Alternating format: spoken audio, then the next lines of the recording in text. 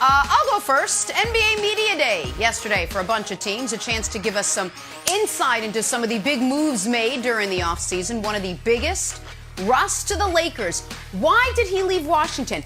And why the Lakers? Well, this from Wizards GM Tommy Sheppard. He said, Russ never demanded a trade. I want to make the record straight here. Russ never asked to move on. He just said, if I can get to the Lakers, that would be something I would love to do that. If not, I'll be back here. Sheppard then asked, well, what about the Clippers? To which Russ said simply and succinctly and pretty clearly, hell no. Wow. Ouch, Broussard. Wow. Dude, your Clippers. Russ didn't even want to play for your Clippers team. Your heart and soul, the disrespect, the dishonor, the hatred, the loathing for a team that is so important to you, that makes up 50% of your DNA, buddy. I'm shell-shocked for you. I'm so upset for you. I am so sorry. And if you want to take the rest of the show off, you do your thing. Right at his shot right at really Please don't put me through another year of Chris's Clippers, Broussard's Clippers. They're not my Clippers. I'm like Russ. We have hours of... This the Brady-Belichick Bowl. This Sunday night, Tom Brady returns to Foxboro with his Bucs to face his former team, former coach, former home for 20 years, the New England Patriots. After dominating the league with Belichick all that time, all those Super Bowls, he returns as the defending Super Bowl champ. Awkward. So to say Brady has a good idea of what he's going to see Sunday would be an understatement. Take a listen to this. But that's interesting. You're saying you know what you've internalized what it'll feel like. Oh yeah, I know exactly. I can envision everything. Sunday night football, I know what that's like. I know what the night's like. I know what the wind's like. I know how their team's going to prepare. I know what their schedule is going to be like. I know what's going to be said. Okay. All right, we got to go to the guy who's had this game circled on his calendar since birth, Kevin Wildes. What do you make of Tom Brady's comments? My take on Tom Brady's comments is that he's trying to convince himself that he won't be a sentimental mess during this game. And this game is not about schemes, and it's not about how good the Bucs offense is. This is the most emotional game in NFL history. And we know Tom Brady can play happy. He's won 85% of his home games. So when the crowd is supporting him, we know he can play. We know he can play under pressure. He's won 77% of his playoff games. Pressure is not an issue. We have no idea if he can play with a sentimental hurricane that will be swirling around Foxboro. I think it's going to gobble him up, just like it's gobbled up other players. So I want to show you two quotes, Broussard. First one's going to be from Peyton. The second one's going to be from Emmitt Smith. The first one is from Peyton. This is when he went back to Indy. They lost. I'm in some ways somewhat relieved this game is over. I feel like hopefully we'll get a chance to play these guys again. If there is a next time, it may be a little bit easier because it was somewhat of an emotional week. That was Peyton, who is pretty understated. Let us see how Emmitt did on his return to Dallas. I think that day was the day my soul for the game left. Sitting in that locker room, getting dressed in the visitors' locker room, knowing I was supposed to be on the other side, it brought tears to my eyes before the game. I was crying and sobbing like a baby. This is not my locker room. Wow. I am not supposed to be in here. I think Tom Brady is going to have a similar experience to Emmitt and Peyton, although Peyton's quote was a little more measured. Here's why, Broussard. I think all of this stuff that he is doing, he's trying to convince himself that he's not going to be a mess. He's going to be. He is a sentimental guy. You want to have proof of it?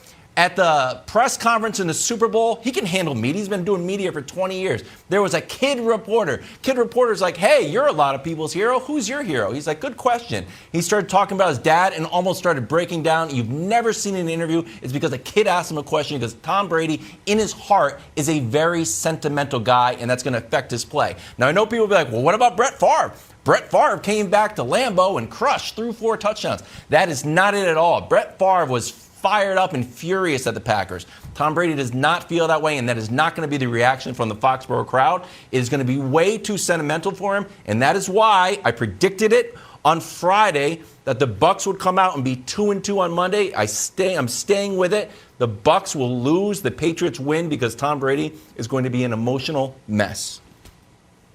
Wow. True. Wow. Facts. That's all. A for effort. I'll give you an A for effort. You're trying. I think you're the one.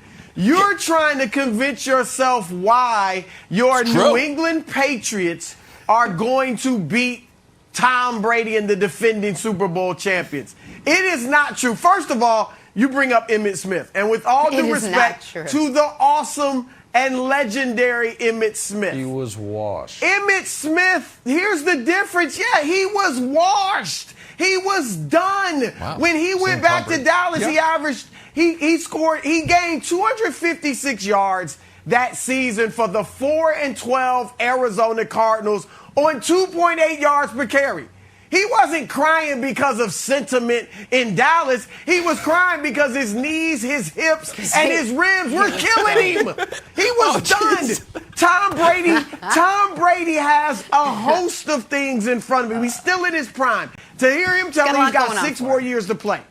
Yes, he's got much more to do on the field. So that's the difference. Peyton Manning, obviously tremendous player, but he wasn't as mentally tough as Tom Brady.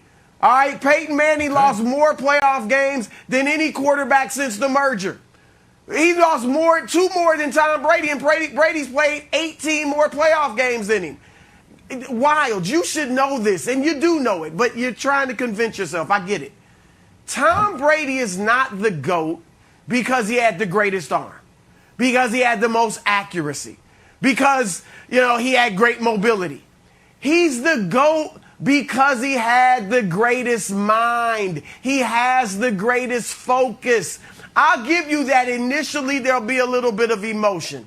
But once they get going, once he completes that first pass to Antonio Brown or Gronk, it'll be just another game for 60 minutes. No way. And in that game, he is going to put a butt kicking on your Patriots. 350 plus yards, 4 touchdowns. Not just a win. Nick, that's my prediction. Butt kicking. Tampa Bay here's rolls. here's the thing, and I hate to do this, but you're both wrong in this regard. I don't think Brady is going to play great. I think that Belichick, if he knows anything, knows how to scheme against Tom Brady, or at least he should. And B, I absolutely agree with Wilds that this will be an emotional experience, the likes of which Brady has never had on a football field. I think those are good points. So why do I think Wilds is wrong?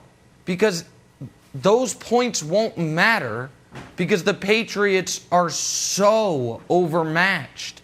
I thought you were going to Wilds use the LeBron going back to Cleveland example, but LeBron actually played great in that first game. He had like 38 points. Great. But he could have had 18 points, and the Heat would have won. You know why? Because the Cavs' best player of that game was Daniel Gibson. Their only starter in double figures was Mo Williams with 11.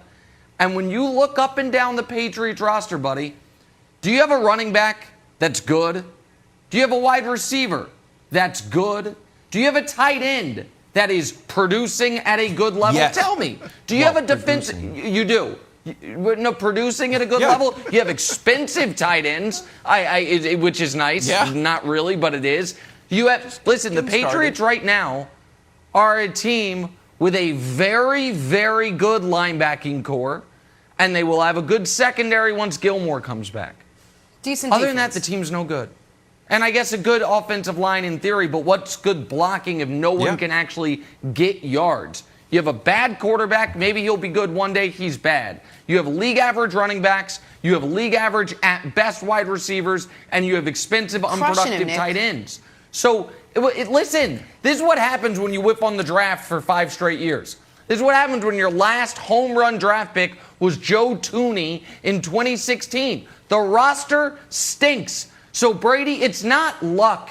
It's not Peyton going up against an 11-5 Andrew Luck and Colts team. It's not that.